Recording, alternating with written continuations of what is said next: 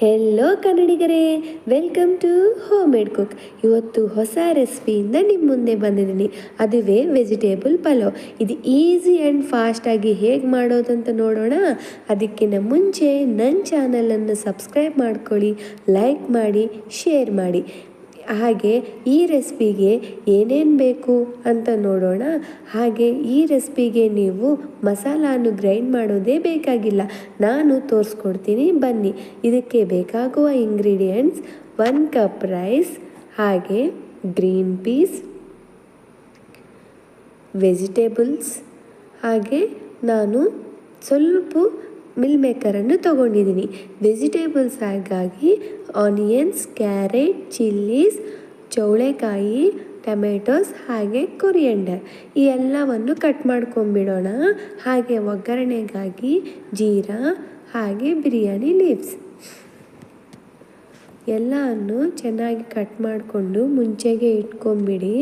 ಹಾಗೆ ನಾನು ಮಸಾಲವನ್ನು ಗ್ರೈಂಡ್ ಮಾಡ್ತಾ ಇಲ್ಲ, ಏನೇನು ಮಸಾಲ ಹಾಕ್ತಾಯಿದ್ದೀನಿ ತೋರಿಸ್ಕೊಡ್ತೀನಿ. ಅದಕ್ಕಿಂತ ಮುಂಚೆ ನಾನು ವೆಜಿಟೇಬಲ್ಸನ್ನು ಕಟ್ ಮಾಡ್ಕೊಂಡು ಇಟ್ಕೊಂಡ್ಬಿಡ್ತೀನಿ. ಈ ಮಸಾಲಾಗಾಗಿ ಇದು ಬಿರಿಯಾನಿ ಮಸಾಲ, ಇದು ಚಿಕನ್ ಮಸಾಲ, ಇವೆರಡು ಇದ್ದರೆ ಸಾಕು. ಸೂಪರ್ ಆ್ಯಂಡ್ ಯಮ್ಮಿಯಾಗಿ ನಮ್ಮ ಪಲ್ವ ಪ್ರಿಪೇರ್ ಆಗುತ್ತೆ. ನಾನು ಮುಂಚೆಗೆ ರೈಸನ್ನು ಇಟ್ಕೊತಾ ಇದ್ದೀನಿ. ಈ ಥರ ಇಟ್ಕೊಂಡಿದ್ರೆ ನಿಮಗೆ ರೆಸಿಪಿ ಫಾಸ್ಟಾಗಿ ಪ್ರಿಪೇರ್ ಆಗುತ್ತೆ. ನಾನು ಈ ಕಪ್ನಿಂದನೇ ತಗೊಂಡಿದ್ದೀನಿ. ಹಾಗೆ ನೀವು 1:2 ರೇಷಿಯೋ ಇಲ್ಲಾಂದರೆ 3 ರೇಷಿಯೋಲ್ಲಿ ನೀವು ವಾಟರನ್ನು ಹಾಕ್ಕೋಬೋದು. ನಿಮ್ಮ ರೈಸ್ ಯಾವ ಥರ ಇರುತ್ತೆ ಆ ಥರ ನೀವು ವಾಟರನ್ನು ಆ್ಯಡ್ ಮಾಡ್ಕೊಳ್ಳಿ. ನಾನು ಮುಂಚೆಗೆ ರೈಸನ್ನು ಇಟ್ಕೊತಾ ಇದ್ದೀನಿ. ಇವಾಗ ನಾವು ಒಗ್ಗರಣೆಗೆ ಪ್ರಿಪೇರ್ ಮಾಡೋಣ ಬನ್ನಿ. ಬಾಂಡಿ ಇಟ್ಕೊಂಡು ಅದಕ್ಕೆ ಆಯಿಲ್ ಹಾಕಿ, ಆಯಿಲ್ ಸ್ವಲ್ಪ ಹೀಟ್ ಆಗಿದ ಮೇಲೆ ಅದಕ್ಕೆ ವೆಜಿಟೇಬಲ್ಸ್ ಎಲ್ಲ ಹಾಕಿಬಿಡಿ. ಒಂದೊಂದು ವೆಜಿಟೇಬಲ್ಸ್, ಒಂದು ಐಟಮ್ ಆದಮೇಲೆ ಒಂದು ಐಟಮ್ ವೆಜಿಟೇಬಲ್ ಹಾಕಿಬಿಡಿ. ಆದರೆ ಸ್ವಲ್ಪ ಆಯಿಲ್ ಹೀಟ್ ಆಗಕ್ಕೆ ಬಿಡಬೇಕು. ನೋಡಿದ್ದೀರಾ, ಈ ವೆಜಿಟೇಬಲ್ಸ್ ಎಲ್ಲ ಕಟ್ ಮಾಡ್ಕೊಂಡು ಇಟ್ಕೊಂಡಿದ್ದೀವಲ್ಲ, ಇವೆಲ್ಲ ಹಾಕಿಬಿಡಿ. ಇವೆಲ್ಲ ಚೆನ್ನಾಗಿ ಫ್ರೈ ಆಗಿದ ಮೇಲೆ ನಾವು ಮಿಲ್ ಮೇಕರನ್ನು ಹಾಗೆ ಗ್ರೀನ್ ಪೀಸನ್ನು ಹಾಕಬೇಕು. ನಿಮಗೆ ಮಿಲ್ ಮೇಕರ್ ಹಾಗೆ ಹಾಕ್ಕೋಬೋದು, ಇಲ್ಲಾಂದ್ರೆ ಹಾಫ್ ಪೀಸಸ್ ಹಾಗೆ ಕಟ್ ಮಾಡ್ಕೊಂಡು ಹಾಕ್ಕೋಬೋದು. ನಾನು ಹಾಫ್ ಪೀಸಸ್ ಹಾಗೆ ಕಟ್ ಮಾಡ್ಕೊಂಡು ಹಾಕ್ಕೊಂಡಿದ್ದೀನಿ. ನೀವು ಬೇಕಾದರೆ ಹಾಗೇನೂ ಹಾಕ್ಕೋಬೋದು.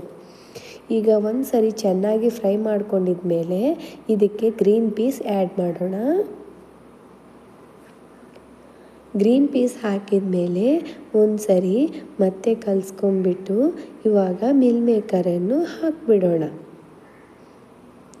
ಸಾರಿ, ನಾನು ಮೊದಲೇ ಇವು ಜೀರಾ ಹಾಗೆ ಬಿರಿಯಾನಿ ಲೀವ್ಸ್ ಹಾಕೋದು ಮರ್ತಿದ್ದೀನಿ. ನೀವು ಫಸ್ಟಿಗೆ ಹಾಕ್ಬೋದು, ಇಲ್ಲಾಂದರೆ ಈಗ ಹಾಕಿದ್ರೂ ಚೆನ್ನಾಗಿರುತ್ತೆ. ಇವಾಗ ಚೆನ್ನಾಗಿ ಒಂದು ಸರಿ ಕಲಿಸ್ಕೊಂಬಿಡೋಣ. ಚೆನ್ನಾಗಿ ಕಲಿಸ್ಕೊಂಬಿಟ್ಟು ಅದು ಮಧ್ಯದಲ್ಲಿ ನೋಡ್ಕೊಳ್ತಾ ಇರಬೇಕು. ಈಗ ಇದಕ್ಕೆ ಟೇಸ್ಟಿಗೆ ತಕ್ಕಂತೆ ಸಾಲ್ಟನ್ನು ಹಾಕಿಬಿಡೋಣ. ಸಾಲ್ಟ್ ಮೊದಲಿಗೆ ಹಾಕಬೇಡಿ, ಆಮೇಲೆ ಹಾಕ್ಕೊಳ್ಬೇಕು, ಇಲ್ಲಾಂದರೆ ಆ ಪೀಸಸ್ಗೆಲ್ಲ ಸಾಲ್ಟ್ ಹಿಡಿದು ಬಿಡುತ್ತೆ. ಸಾಲ್ಟ್ ಹಾಕಿದ ಮೇಲೆ ಇವಾಗ ಸ್ವಲ್ಪ ಟರ್ಮರಿಕ್ಕನ್ನು ಹಾಕ್ಕೊಳ್ಳಿ. ಟರ್ಮರಿಕ್ ಹಾಕೋದ್ರಿಂದ ಸ್ವಲ್ಪ ಕಲರ್ಫುಲ್ ಆಗಿರುತ್ತೆ ರೆಸಿಪಿ. ಇಲ್ಲ ನನಗೆ ಬೇಡ ಅಂದರೆ ನೀವು ಸ್ಕಿಪ್ ಮಾಡ್ಕೋಬೋದು. ಒಂದು ಸರಿ ಚೆನ್ನಾಗಿ ಕಲಿಸ್ಕೊಂಬಿಟ್ಟು ಹೀಗೆ ಒಂದು ಸಲ ಲಿಡ್ಡನ್ನು ಕ್ಲೋಸ್ ಮಾಡೋಣ. ಇದು ಚೆನ್ನಾಗಿ ಕುಕ್ ಆಗುತ್ತೆ. ಅಷ್ಟೊತ್ತಿಗೆ ನಾವು ಇದರಲ್ಲಿ ಮಸಾಲವನ್ನು ಕೂಡ ಹಾಕಿಬಿಡೋಣ.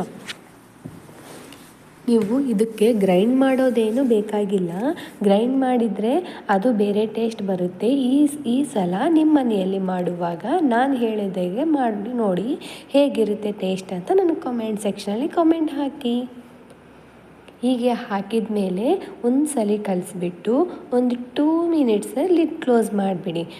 ಆದರೆ ಜಾಸ್ತಿಯನ್ನು ಹಾಗೆ ಬಿಡಬೇಡಿ, ತೆಳಗಡೆ ಅಂಟ್ಕೊಂಡ್ಬಿಡುತ್ತೆ. ಅಷ್ಟೊತ್ತಿಗೆ ರೈಸ್ ಪ್ರಿಪೇರ್ ಆಗ್ತಿದೆ ಇಲ್ಲ ಅಂತ ನೋಡೋಣ. ನೋಡಿದ್ರೆ ಇದು ಬಾಯ್ಲ್ ಆಗೋದು ಸ್ಟಾರ್ಟ್ ಆಗಿದೆ. ಈಗ ನಾವು ಆ ಫ್ಲೇಮನ್ನು ಆಫ್ ಮಾಡಿಕೊಂಡು ಆ ಮಿಕ್ಸ್ಚರನ್ನು ಇದರಲ್ಲಿ ಆ್ಯಡ್ ಮಾಡಿಬಿಡೋಣ. ನೀವು ಆ್ಯಡ್ ಮಾಡಿದ ಮೇಲೆ ಒಂದು ಸರಿ ಸಾಲ್ಟ್ ನೋಡ್ಕೊಂಬಿಡಿ. ಟೇಸ್ಟಿಗೆ ತಕ್ಕಂತೆ ಇನ್ನೂ ಹಾಕಬೇಕಂದ್ರೆ ಹಾಕಿ.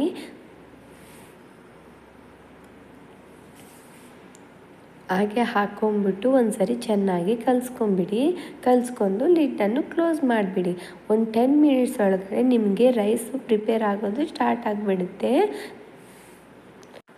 ಈಗ ಇದರಲ್ಲಿ ಕೊರಿಯಾಂಡರ್ ಆ್ಯಡ್ ಮಾಡಿದ್ವಲ್ಲ, ಈಗ ಲಿಡ್ಡನ್ನು ಕ್ಲೋಸ್ ಮಾಡಿಬಿಡೋಣ.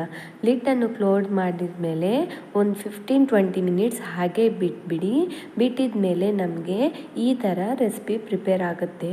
ಅದು ಒಂದು ಸರಿ ಕಲಿಸ್ಕೊಂಬಿಟ್ಟು ಒಂದು ಸಲ ಸಾಲ್ಟ್ ನೋಡ್ಕೊಂಬಿಡಿ. ನಿಮಗೆ ಎಕ್ಸ್ಪೀರಿಯನ್ಸ್ ಇದ್ದರೆ ನೀವು ಒಂದು ಸಲನೇ ಹಾಕಿಬಿಡ್ತೀರಾ. ಆದರೆ ಅನ್ಎಕ್ಸ್ಪೀರಿಯನ್ಸ್ಡ್ ಪೀಪಲ್ ಇರ್ತಾರೆ ಅಲ್ಲ, ಬಿಗಿನರ್ಸ್ ಎಲ್ಲ ಕುಕ್ ಮಾಡೋದವ್ರಿಗೆ, ಅವ್ರಿಗೆ ಸ್ವಲ್ಪ ನೋಡಿಕೊಂಡು ಹಾಕ್ಕೊಂಬಿಡಿ. ನೋಡಿದ್ದೀರಾ ರೆಸಿಪಿ ಎಷ್ಟು ಚೆನ್ನಾಗಿ ಟರ್ನ್ ಆಗಿದೆ ನಮಗೆ. ಇದು ಇನ್ನೂ ಸ್ವಲ್ಪ ಹೊತ್ತು ವಾರ್ಮ್ಗೆ ಆ ಥರನೇ ಬಿಟ್ಬಿಡಿ. ಆಮೇಲೆ ನೀವು ಸರ್ವ್ ಮಾಡ್ಕೋಬೋದು. ಅಷ್ಟೇ ಈಸಿ ಆ್ಯಂಡ್ ಎಮ್ಮಿ ಆಗಿರುವ ವೆಜಿಟೇಬಲ್ ಪಲಾವ್ ರೆಡಿಯಾಗಿದೆ. ಇದು ನಿಮ್ಮ ಮನೆಯಲ್ಲಿ ಮಾಡಿಕೊಂಡು ಹೇಗಿದೆ ಅಂತ ಕಮೆಂಟ್ ಸೆಕ್ಷನಲ್ಲಿ ಕಮೆಂಟ್ ಮಾಡಿ. ಹಾಗೆ ನನ್ನ ಚಾನಲನ್ನು ಸಪೋರ್ಟ್ ಮಾಡಿ, ಸಬ್ಸ್ಕ್ರೈಬ್ ಮಾಡಿ, ಲೈಕ್ ಆ್ಯಂಡ್ ಶೇರ್ ಮಾಡೋದನ್ನು ಮರಿಬೇಡಿ. ಹಾಗೆ ನಾನು ಇನ್ನೂ ಹೊಸ ರೆಸಿಪೀಸಿಂದ ನಿಮ್ಮ ಮುಂದೆ ಬರ್ತೀನಿ. ನಿಮ್ಗೆ ಏನು ರೆಸಿಪೀಸ್ ಬೇಕಂತ ನನಗೆ ಕಮೆಂಟ್ ಮಾಡ್ತೀರಾ, ಅದು ನಾನು ಮಾಡೋಕ್ಕೆ ಟ್ರೈ ಮಾಡ್ತೀನಿ. ಓಕೆನಾ? ನನ್ನ ಸಬ್ಸ್ಕ್ರೈಬರ್ಸ್ ಎಲ್ಲ ನನ್ನ ವಿಡಿಯೋವನ್ನು ನೋಡಿ ನಾನು ಸಪೋರ್ಟ್ ಮಾಡ್ತೀರಾ ಅಂತ ಅಂದ್ಕೊಳ್ತೀನಿ. ಅಷ್ಟೊತ್ತಿಗೆ ಮತ್ತೆ ಹೊಸ ರೆಸಿಪಿಯಿಂದ ನಿಮ್ಮ ಮುಂದೆ ಬರ್ತೀನಿ. Bye friends.